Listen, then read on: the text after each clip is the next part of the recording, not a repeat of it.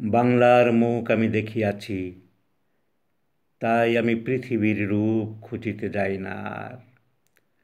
অন্ধকারে জেগে উঠে ডুমুরের গাছে চেয়ে দেখি, ছাতার মতন বড় পাতাটির নিচে বসে আছে ভোরের দোয়েল পাখি।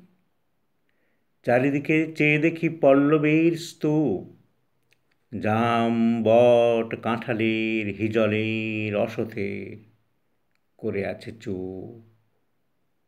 ফণি মনসার ঝোপে সটি বনে তাহাদের ছায়া পড়িয়াছে।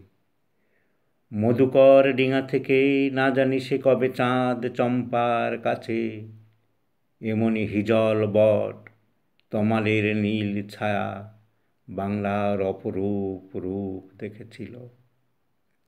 বেহুলাও একদিন গাঙুড়ের জলে ভেলা নিয়ে কৃষ্ণা দ্বাদশীর জ্যোৎস্না যখন মরিয়া গেছে নদীর চড়ায়, সোনালি ধানের পাশে অসংখ্য অশ্বত্থ বট দেখেছিল হায়। শ্যামার নরম গান শুনেছিল। একদিন অমরায় গিয়ে ছিন্ন খঞ্জনার মতো যখন সে নেচেছিল ইন্দ্রের সভায়, বাংলার নদী, মাঠ, ভাটফুল ঘুঙুরের মতো তার কেঁদেছিল পায়।